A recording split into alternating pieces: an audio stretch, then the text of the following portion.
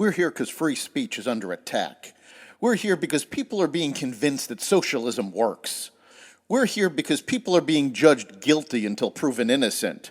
We are fighting back with facts. This is not a safe zone, so buckle up, Buttercup. This is the raw, naked truth.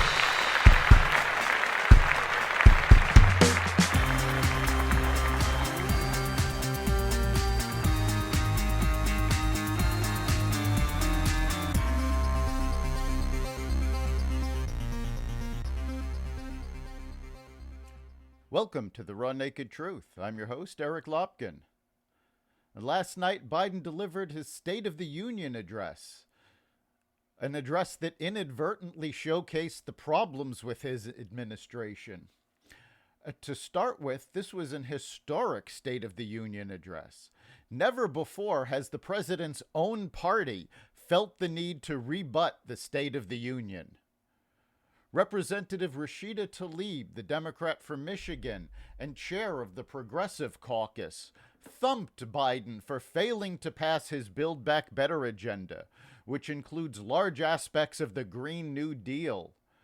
She claimed enacting Green New Deal-like policies would increase union jobs, a goal Biden has promised to deliver. Tlaib is essentially throwing a temper tantrum that the progressive goals are being slapped down around the country. She has failed to understand that progressives are a loud but small minority of the country. This is not the first time they have had to deal with this. During the first 2 years of his administration, Bill Clinton was the darling of the left. After massive losses in the midterm elections, he pivoted and angered the left by becoming much more centrist and working with moderates and Republicans. That strategy won him his second term. Will Biden do the same after a shellacking later this year? That remains to be seen. During the speech, the president essentially doubled down on his failed agenda and backed it up with lies and misinformation. He cited that the COVID stimulus bill, called America's Rescue Plan, helped people deal with rising inflation. Even before the bill passed, economists told the administration that it would cause runaway inflation. There was no runaway inflation when the bill was passed. It is a result of greatly increased government spending. He also trotted out the old discredited lie that the tax cuts under the Trump administration were only geared towards the top 1%. According to IRS files, 82% of Americans received tax relief under that bill.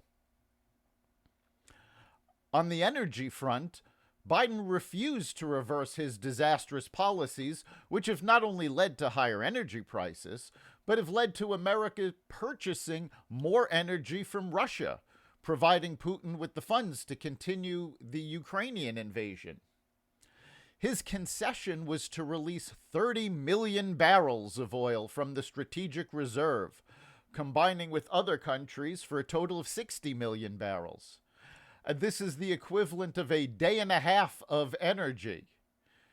The markets responded to this with the price of oil skyrocketing on the announcement, exactly the opposite effect that Biden had hoped for. While Biden received applause 91 times, audience response was clearly scripted to make Biden look better.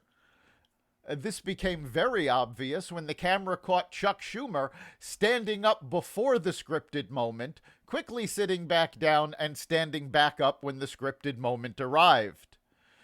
Despite being heavily scripted, Biden still managed to screw up, saying early on that American troops would not fight Ukraine and confusing the Ukrainians and the Iranians. Speaking about Ukraine, Biden claimed far more credit than deserved. He has followed the European nations, not led. While he has refused to put sanctions on Russia's energy sector, companies like BP and Shell have stepped forward and cut off Russian joint ventures to the cost to themselves of many billions of dollars.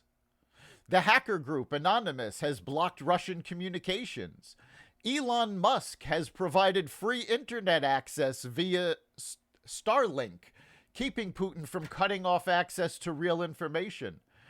And video streaming services have cut off state-sponsored channels, keeping Putin from capitalizing on propaganda.